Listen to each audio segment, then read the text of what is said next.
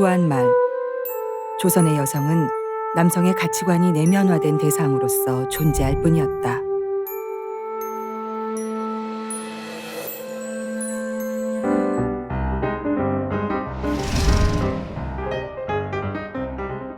서구 열강의 산업혁명과 자본주의 발전으로 여성의 노동력이 요구되는 시대가 찾아온다. 여성의 사회 참여가 늘어남에 따라 더 많은 여성들이 교육과 인권, 민주주의 개념에 점차 눈을 뜨게 된다. 수많은 여성 운동가들의 희생으로 마침내 1918년 영국 여성들은 최초의 참정권을 쟁취하게 된다. 그리고 서양의 여성 해방 운동의 바람은 개화기 조선으로도 불어온다. 인간으로서 자신의 주체성을 진지하게 고민하기 시작한 근대의 여성들. 사람들은 그녀들을 신여성이라 불렀다. 나혜석, 김희렵, 김명수는 동갑내기 신여성으로 고등교육을 받은 엘리트였다. 글쓰기와 창작 활동으로 자기 목소리를 냈으며 엘렌 게이즘을 실천한 1세대 신여성이었다.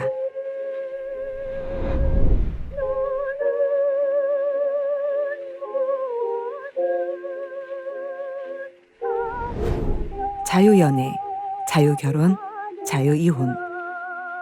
봉건적 결혼제도에서 벗어나 자기 삶의 결정권을 갖는 것.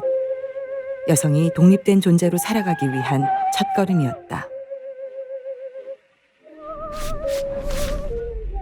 그러나 신여성은 봉건적 가치관과 충돌하며 탁렬하는 프레임 속에 갇히게 된다.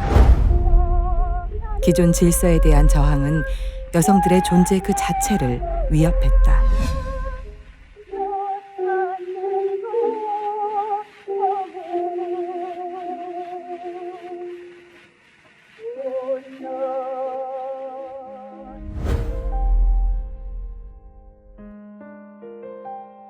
김명수는 근대 여성문학의 문을 연 우리나라 최초의 여성등단 작가다.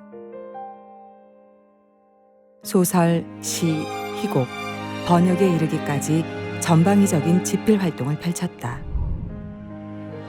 김명순의 창작 원동력은 남성 중심의 기존 질서에 대한 저항이었다.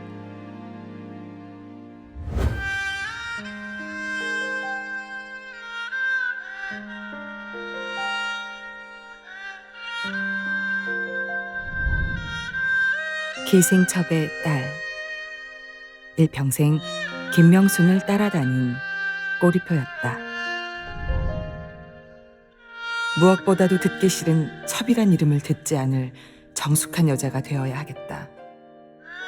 그러려면 나는 다른 집 처녀가 가지고 있는 정숙한 여자의 딸이란 팔자가 아니니 그 대신 공부만을 잘해서 그 결점을 감추지 않으면 안 되겠다.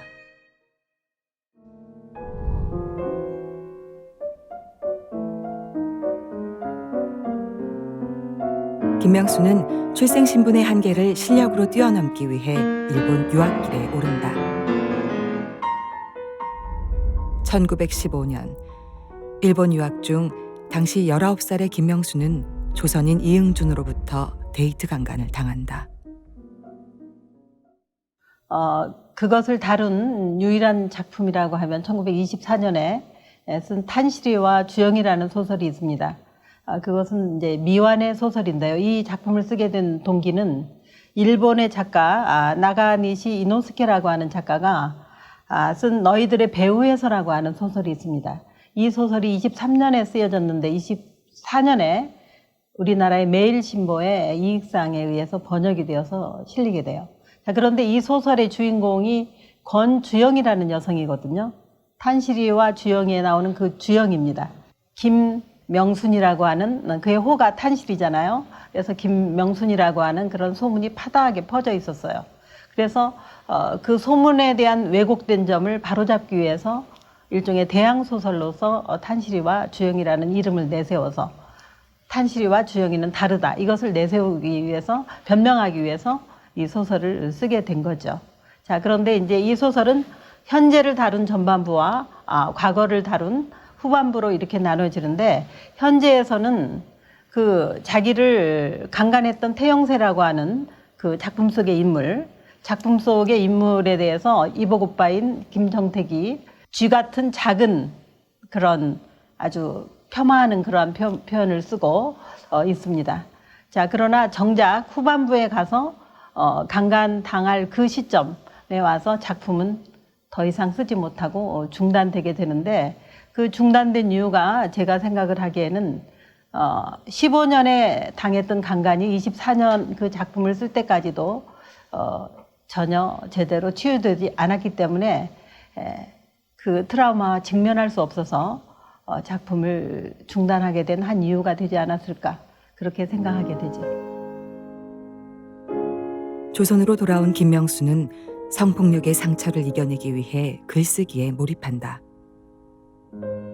그리고 1917년 단편소설 의심의 소녀로 조선문단에 정식 등단한다. 그녀의 나이 21살이었다. 그러나 제대로 된 꽃을 피우기도 전에 김명순의 뛰어난 문학성은 남성 문인들의 질투와 시기의 표적이 된다. 김명순을 향한 인신 공격과 작품 폄하는 그녀를 조선 문단으로부터 점점 더 고립시켜 나간다. 김명순의 작품을 청춘지에 추천한 이광수마저 그녀의 가슴에 비수를 꽂는다. 당시에 등단한 유일한 여성 작가가 김명순이었고요.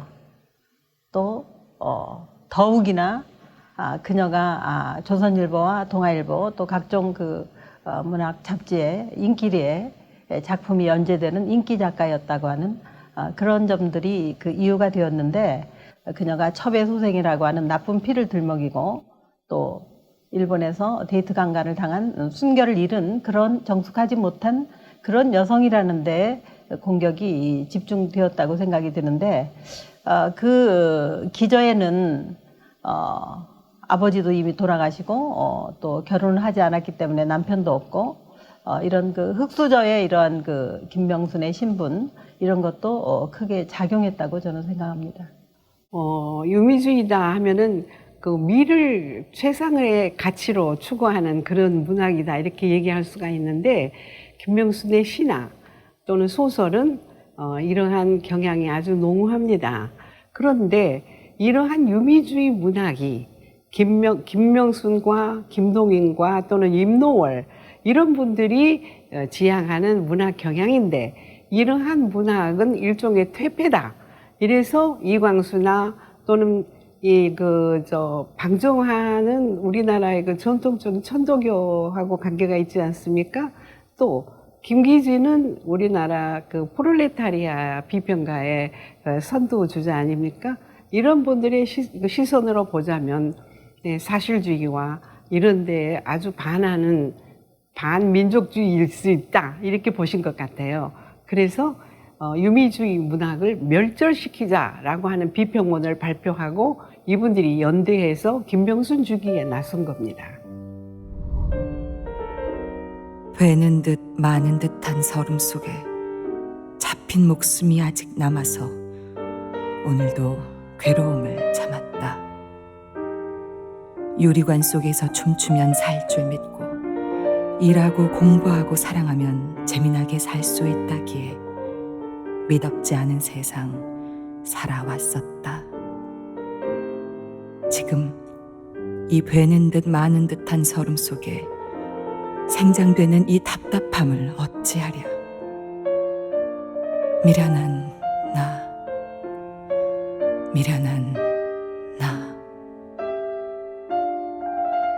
김명순이 삶이 어떻게 파괴될 것이라고 하는 배려가 전혀 없이 그야말로 있는 그대로 다 보도를 해버리게 되는 겁니다. 이것도 여성 혐오가 바탕이 된 거예요. 여자는 그렇게 다뤄도 된다고 생각을 했던 것이죠. 다행히 요즘은 여성 연대가 이루어지고 또 여기에 정면으로 비판해서 나서는 그런 방송도 있잖아요. 갓건배 이런 것처럼. 그래서 앞으로는 희망이 있다고 저는 보지만 이 김명순을 계기로 해서 이러한 의식을 사람들을 일깨우는 운동이나 일종의 계몽이나 이런 것들이 더 이루어진다면 김명순의 그 희생이 헛되지 않게 되지 않을까 이렇게 생각합니다. 1917년에 작가로 정식 등단을 해서 작가로서 우뚝 선 그런 강인한 인간 의지, 어떤 의미에서 인간 승리라고도 볼 수가 있죠.